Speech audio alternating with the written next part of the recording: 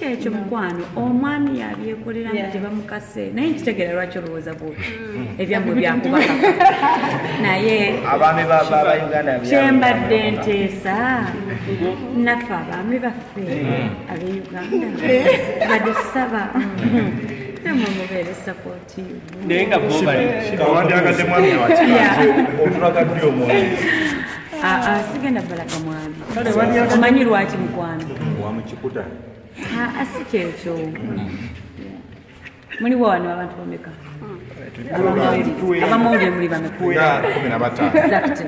lema asobola okunyonyola gwe yali ebaseeko naye ku kamera lema nyinyonyole ani mukyala wo mutuufu lemayinza okumpa erinnya lye awono ng'erinnya lye yeggwanisa mukyala wo yanitaki bamuyitaani ye Ruthi mukyala we yanise gwe bakuyitaani bakuyitaani omukyala wange bakuyitaani mukyala we yani yali yeebase naye swamwogerako kati olaba bakuyisaani taata olaba ne Lawrence tanatuuka bagamba bintu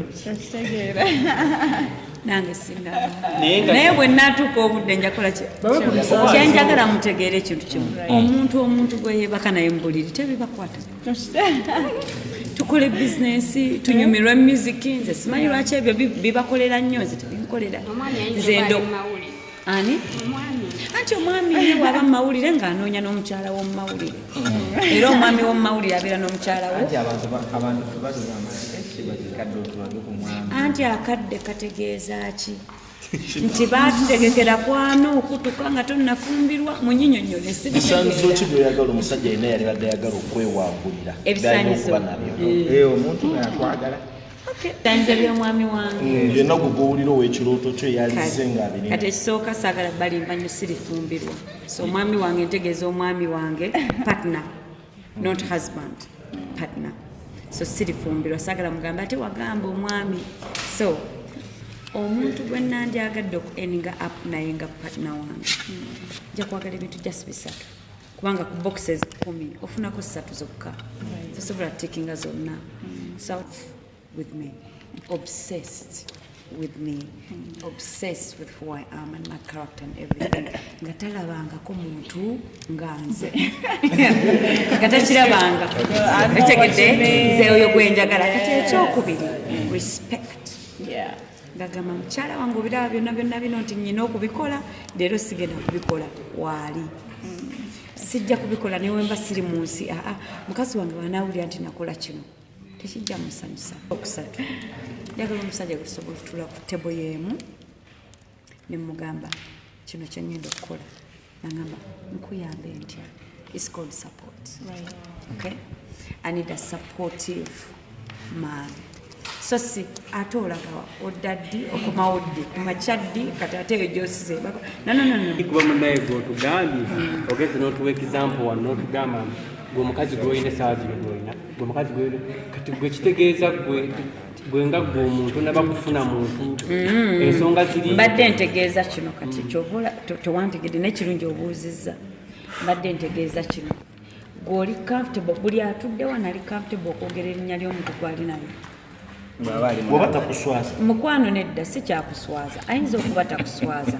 naye nga toyagala si kugamba nti akuswaza oyagala kusigaza muntu kugwe nga kyekintu kimu kyokka kyoyinza okwesigaza nze buli kimu mukimanyiko abeera wano akola kino agenda wano nange njagala kusigazayo ekyo ekintu kimu okitegeera but I also don't blame people abatekyesigaza because maybe love is supposed to be shown so I respect everybody in their own way of showing love but I need the world also respect me in my own way of showing my love. It's private and you're never gonna know who's gonna bang in it. tulaba ebibiina kati byaguddewo Chameleone yakoze kyaba superstar ate nga naye tukumanyinga superstar ogwawe watuufu kuba tatunawakula nze ngenda kugwawo buli omu agenda okumpa ekitiibwa nankubira nantuuza wansi nanyinyonyola ekiriwo but for now sina kyemmanyi toli yankubidde so anti nze simanya ni coordinator sina kyemmanyi ku bino bintu Kitegedde ebyo musooke mbiveekoyo kyali wange naye bino twogera ku bintu bya bizinesi ndi mu kubagamba oyo kyali wange naye nze siina kintu kya bizinesi kyenkola kyemmanyi ku music so bwe balijja ng'ekibiina kya bizinesi I think it's all about respect kirabika tebanalowooza nti neetaagisa but bwe banalowooza nti neetaagisa ewohalamu ndowooza nange wano wenfunidde omukisa okubuuza ekibuuzo kino twakulaba nga opositinga n'oteekako ekigambo nakyeyombekedde wali otegeeza kimala nali naye nakyeyombekedde kale kansooke nammwe kambabuuzeeyo engeri gye mwagala nnyo okubuuza mwenakyeyombekedde mumutegeera ki wabe wannyonnyola atalina musajja mwekyemutegeera kamba nnyonnyola kyekitegeeza kyekyo ekizibu kyammwe kyokka abanayuganda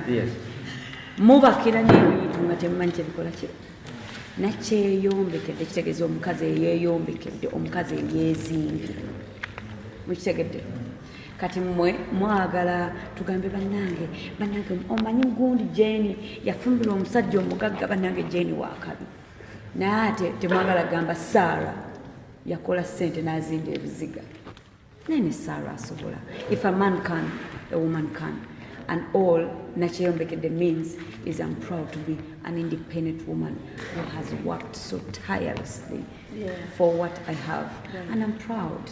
Temugenda kumpuliza obi ku bintu bye neekoleredde. I'm so sorry. Juanita Zacharias. Where are you from? Denmark. You're from Denmark. Oh. Can you speak some Luganda? Of course. Kati bakuyita ani mama? Juanita Zacharias. Obeera wanya? Denmark. Lwaki osazeewo okukola ne Sheebah? Nsazeewo okukola ne Sheebah kubanga first of all she's my friend. Second of all, we are two great artists, female artists, and we are talented people. And the song has an amazing vibe, and I think everybody's gonna love it.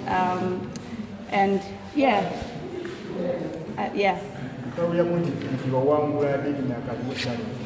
Tutu. Explain to us. That's a big win.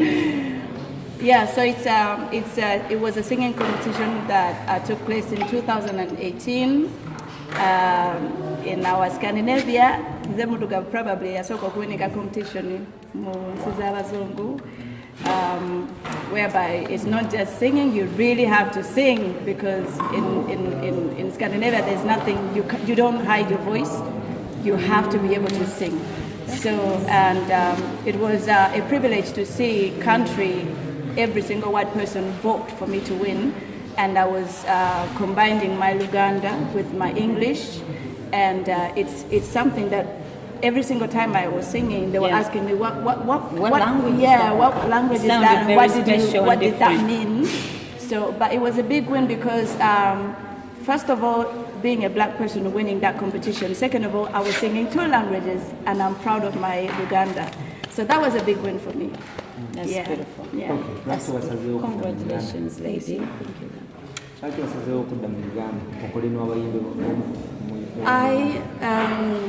Abayimbi be Uganda, I respect them a lot. I think they are very talented. And one of the reasons that I love to work with our artists is that we need to support each other.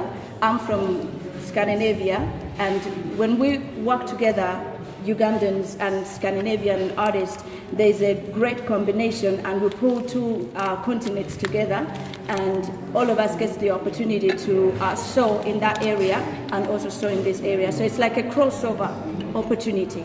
Yeah. Okay, no, I think that's a bad question either way, because every music and every genre is good. So you can't say that rock is better than Afrobeat or soul is better than R&B or pop. Agree. So it's music. Yeah, it's music. music. A different language for a different person. And it's a different vibe for each person. Yes. So I think music is good for everybody. Yeah. I'm a very private person, so I'm not going to talk about money. Sheebah, tutunulire side. I put 00.000. Sheebah tuliye side yo abayimbi abakyala bangi bajja ne batafuna mukisa ono avudde Bulaaya lwaki of all artists muganda wange kintu kimu kyokka kyengenda obagamba leero olaba ekyo kibuuzo kyobuziza ekiriyo buli muyimbi mu Uganda asobola okukola nange bw'aba ayagadde honestly speaking ate lwaki aba avudde ebweru asobola okukola nange nga gwe tubeera naye wano tasobola kisinzira ebiseera ebimu tulaga nti twagala abantu naye tetugenda bagamba ate ne baagala tuloote nti batwagala we can't.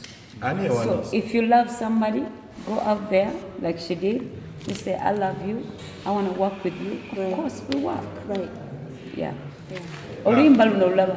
Buli question je mulina kuno olimba. Kuchalo. Inze nazze ne jumping up just to make it spicy and beautiful and more crazy. She wanted some vibe and yeah. But entirely everything, writing, expenditure, is her. Okay.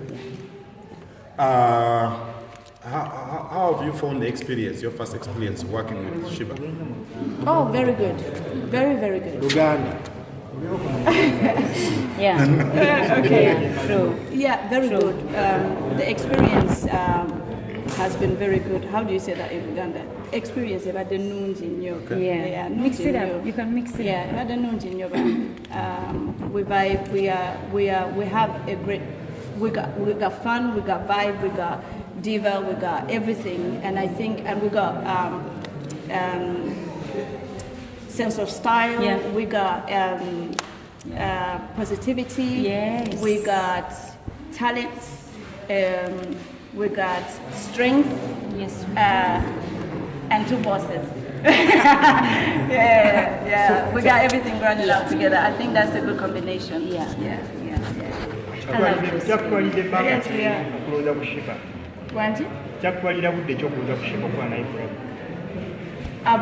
We've been friends for a very long time. So I've been wanting to actually do a song with her for a very long time. Yeah. So we've been just trying to find that right song.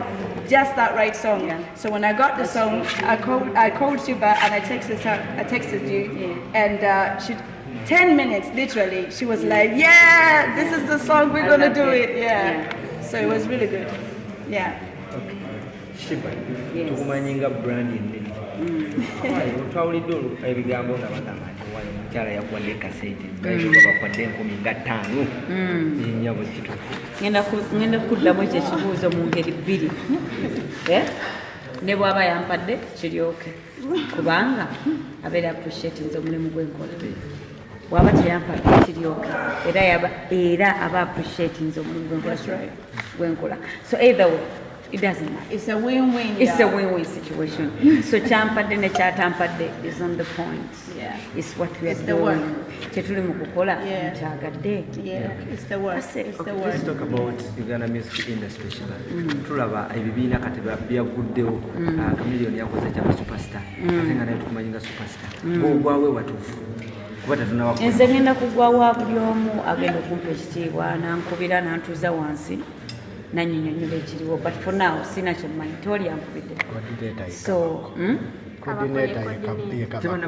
anti nze simanyani coordinator, sina kyemmanyi ku bino bintu bitegedde ebyo nsooke mbiveeko yo kyali wange naye bino twogera ku bintu bya business. Ndi mu kubagamba oyo kyali wange naye nze sina kintu kya business kyenkola kyemmanyi ku music.